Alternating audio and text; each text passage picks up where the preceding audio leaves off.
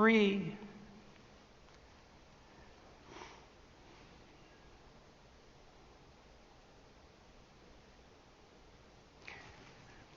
I have this acquaintance I've made recently. He's one of Canada's great journalists. He's a real poet, a real admirer of poetry, master of words, a deep man, very honest, very charismatic. He's certainly Canada's greatest journalist. He said something to me when we met last. He said, all art aspires to the condition of music. And I thought that was so great. I think all speech aspires to the condition of music, and speech has a musical element. It carries a lot of the emotion, the musical element of speech. And in fact, music is a derivation of the musical element of speech, and it has an emotional impact on us because it presents that to us in a purified form, in some sense. Imagine a neophyte pianist sitting at the piano, attempting to master a difficult musical phrase. Note by note, phrase by phrase. And the music's a hierarchy, right? Because there's each individual note, but then there's the relationship of the notes to each other at every level of analysis, all the way up to the totality of the piece, right? The totality of a symphony informs every note. The totality of a symphony informs every phrase. Every phrase informs every note. So you can move up and down the levels of analysis in music, and if you love to listen to music, you do that while you listen. Especially if the music is well arranged, because you can listen to one instrument carrying the melody line, and then you can switch to the drums, and you can listen to the vocals. You can move back and forth, up and down in the hierarchical structure of the music. That's what consciousness does. Now you sit down and you try to work out a piece on the piano. What are you doing exactly? You're automatizing musculature. It's hard. You're programming your body. Right? You're doing that with conscious awareness. You painstakingly move through the notes. This is especially true if you're a neophyte. Some people are so brilliant at playing the piano they can sight read instantly and do a perfect job of it, but we're not going to talk about those people at the moment. Mere mortals, note by note, right? And you listen, and you get faster at it and faster at it. It gets more unconscious in some sense because you can do that automatically. But then you move up a level of analysis and you see if the automatic note by note mastery that you've attained is now appropriate at the level of phrase. And then if you get really good at it, if you get genius level at it, you can take those phrases that you've automatized and you can see them in relationship to the entirety of the symphony, and you can twist and bend them just a tiny bit to put little mistakes on the edges of notes. So you really see that with acoustic instruments. And then you go even beyond perfection as a musician to the use of imperfection creatively. And when that happens, it's sacred. And that's why we love it, because the sacred nourishes us. And this is the truth. It's a definition. And just because we don't know what the sacred is doesn't mean that isn't true.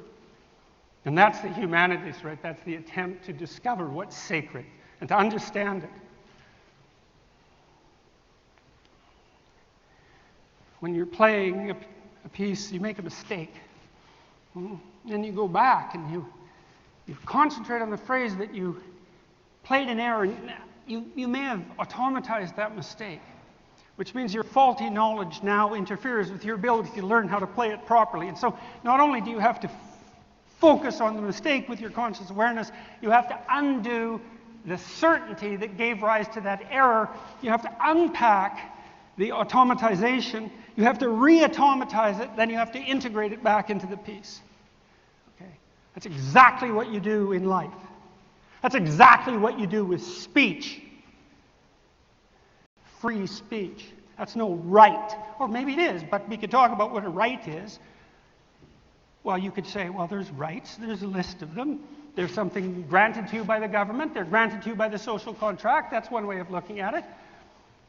It's true in some sense, because the domain of rights is governed in some sense by consensus. There's a social contract element to it, but that doesn't mean that's all there is to it. It certainly doesn't mean that rights are only what the government allows you or that society allows you. It certainly does not mean that. And it does not mean that for a reason. It's a reason that's outside of propositional argument. And we have an intuition of that, well delineated in the West, with the notion of natural right, which is a metaphysical notion, right? And it isn't pointing to a reality that we can understand in an obvious manner. It's certainly not pointing to a reality we can understand in the same remarkably propositionalized manner that we've been able to understand an assortment of scientific truths. But that doesn't mean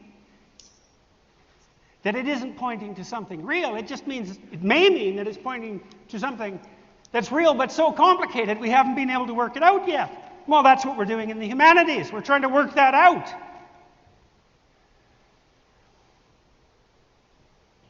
Free speech. My son comes to me and has a problem. Maybe he has a problem with me. But what do I do if I love him? I listen. Why? Why listen?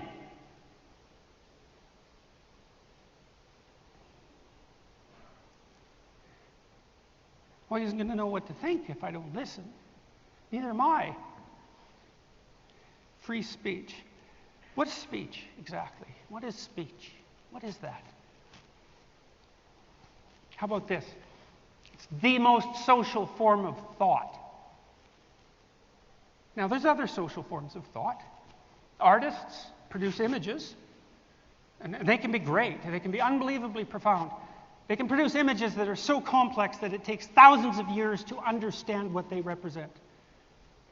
But they're not delineated and propositionalized the same way that speech is. And they're more difficult to put into practice images. It's like trying to interpret a dream. It's like the dream can be unbelievably wise. The dreams of our civilizations are unbelievably wise. But that doesn't mean we can delineate them and propositionalize them. They're beyond us in some real sense.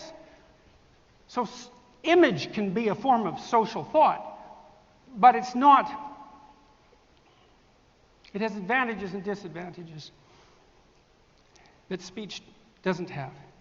Speech. A lot of the time when we're thinking, we think in words. So speech is tightly related to thought because we think with speech. And that's quite interesting because we didn't invent those words, right? They're not our own creations. And that's something to think about with regards to words. They're not our own creations. And we don't know how they come about. And just because you want someone to say some words, that doesn't necessarily mean that they should.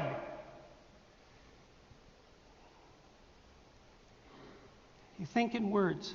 And words, they're part of the social consensus. And they emerge and they manifest themselves and they work in ways that we don't understand. And that consensus is established by mechanisms that we don't understand. Sometimes a word will just catch on, right? It pops out of nowhere and then it's everywhere. And everyone's using it.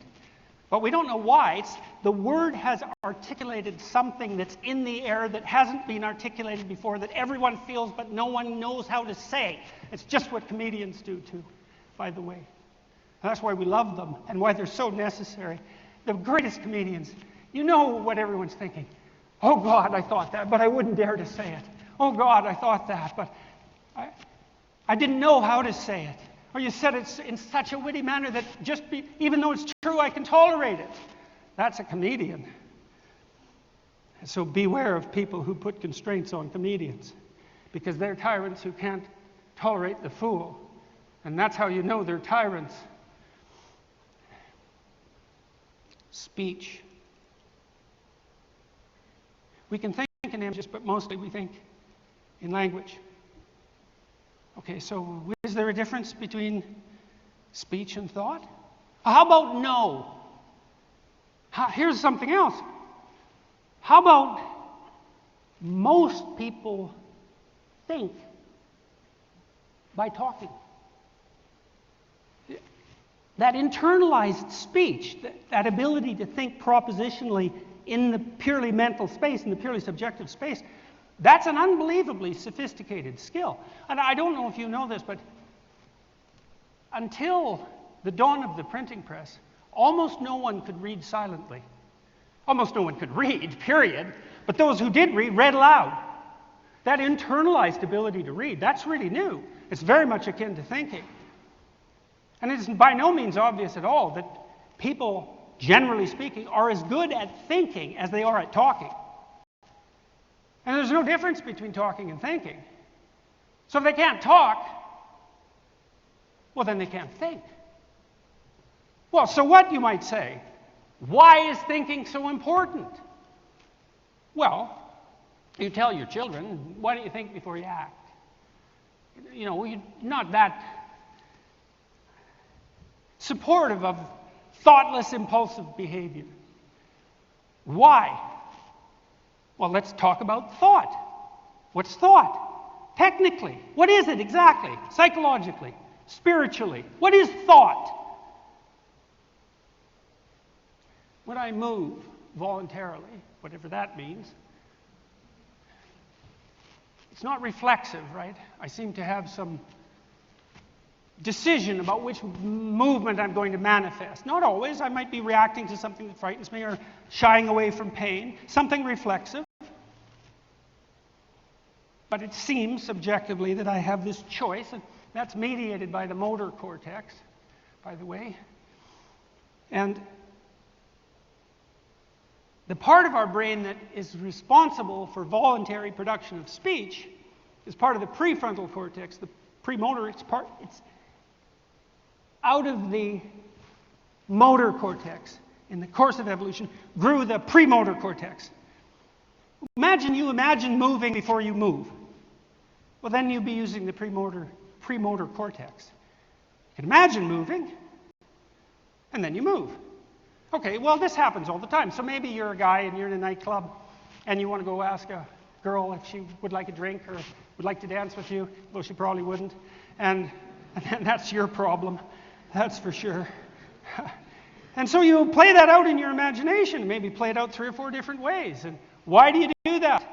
Well, because you want to rehearse the pattern of action that you're going to implement before you go over there and implement it in action and get rejected. You're trying to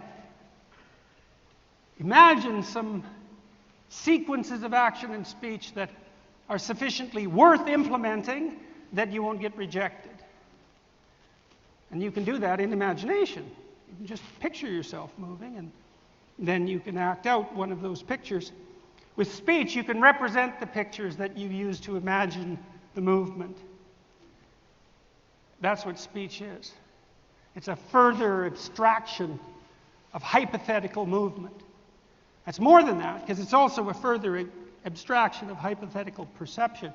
You know, because you can say to someone, well, you could see it this way. And you actually mean that, because you can switch the ways that you look at the world so that what you see changes.